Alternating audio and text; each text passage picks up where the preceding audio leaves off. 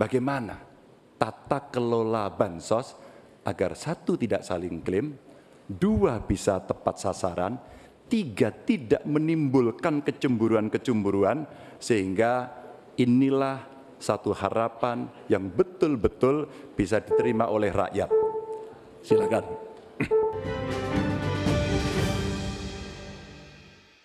Ganjar. Mohon tenang hadirin sekalian, sekarang kita ke calon presiden nomor urut 1, maksud kami nomor urut 3, Bapak Ganjar Pranowo, bertanya ke calon presiden nomor urut 1, Bapak Anies Baswedan. Waktu Pak Ganjar 1 menit dimulai saat Bapak berbicara. Pak Anies, lagi rame kita mau tanya soal bansos. Karena menurut saya bansos ini adalah kewajiban negara dan rakyat berhak mendapatkannya. Tapi kita punya problem. Karena banyak klaim yang diberikan seolah-olah ini bantuan orang per orang atau kelompok. Padahal kita masih punya. Ada data yang tidak valid, ada cara penyampaian yang tidak benar, ada protes yang kemudian tidak terverifikasi atau terrespon dengan baik.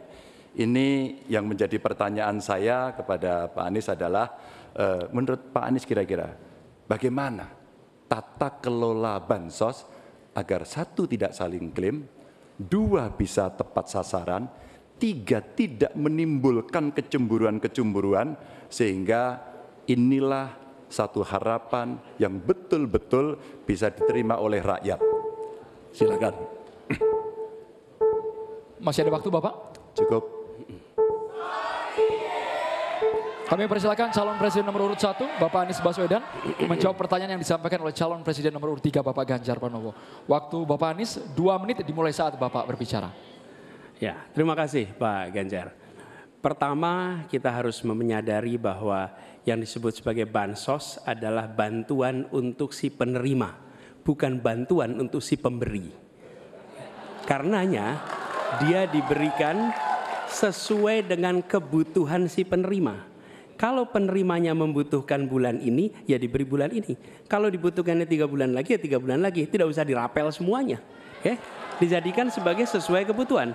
Yang nomor 1, yang itulah yang disebut sebagai bansos tanpa pamrih. Kemudian yang kedua, pemberian bansos ini harus tepat sasaran. Artinya diberikan melalui pendataan yang baik. Informasi data itu harus akurat dan mekanisme pemberiannya melalui jalur birokrasi. Bukan dibagikan di pinggir jalan, tapi dibagikan langsung di lokasi menggunakan siapa menggunakan jalur birokrasi.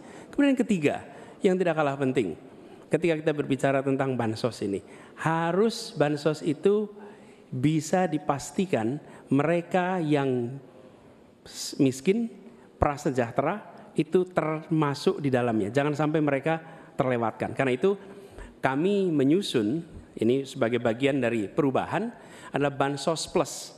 Angkanya ditingkatkan, yang belum masuk masih miskin dimasukkan dan diberikan bekal pelatihan, pendampingan supaya mereka pelan-pelan bisa mandiri dan hidup lebih sejahtera. Jadi kami melihat ketika sampai kepada bansos, bansos ini adalah atas nama negara. Ketika saya bertugas di Jakarta, semua paket bansos di kerdusnya diberikan label dibiayai APBD DKI Jakarta, bukan dari gubernur, dari uang rakyat lewat APBD DKI Jakarta. Jelas posisinya.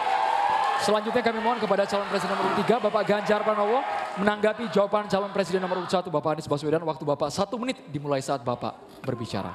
Terima kasih. Ya, kali ini pasti setuju dong. Karena proses logic thinkingnya adalah datanya diperbaiki. Ini yang pernah kita lakukan, dan ketika kawan-kawan Kades sudah bersusah payah diberikan ke atas, balik lagi pada data yang sama.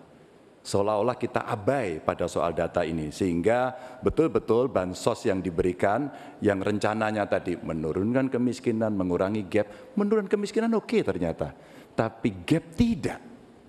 Berapapun besarnya, gapnya tetap tinggi. Ini menarik dan kami punya data yang kita bisa baca, dan tentu saja ini penting. Memang paradigma bansos sekali lagi ini betul-betul hak rakyat. Tugas negara dan pemerintah adalah memastikan itu bahwa ini adalah tepat sasaran dan tepat waktu. Tadi yang disampaikan betul. Dan kami berusul bantuannya ganti aja deh bantuan kesra, karena tugas negara itu menciptakan keadilan sosial, bukan menciptakan bantuan sosial. Waktunya habis Bapak. Sekarang Bapak Anies Baswedan untuk langsung menanggapi jawaban dari Bapak Ganjar Pranowo. Waktu Bapak 1 menit dimulai saat Bapak berbicara. Mohon tenang hadirin sekalian. Ya, terima kasih Pak Ganjar. Dan yang dibutuhkan juga Pak Ganjar, kita harus mulai memikirkan opsi bahwa bantuan itu bisa berbentuk cash transfer, mengurangi potensi korupsi dalam pengadaan barang. Karena kita tahu pengadaan bantuan sosial itu pada satu sisi memang membantu, sisi lain ini memberikan usaha pada justru usaha-usaha raksasa, karena yang diisikan di situ adalah produk-produk dari perusahaan-perusahaan raksasa.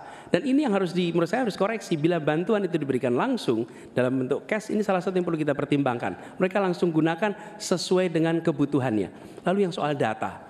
Data ini sesungguhnya bisa dikerjakan bersama-sama. Kami pernah lakukan di situ, pasti sama nih Pak Ganjar, berikan kepada RT, RW, mereka musyawarah mencocokkan siapa dalam daftar itu yang benar, siapa dalam daftar itu yang keliru. PKK, LMK, kemudian Karang Taruna, RT, RW, mereka bisa membantu. Datanya akurat, dananya dipakai sesuai kebutuhan. Makasih. Waktunya habis Bapak.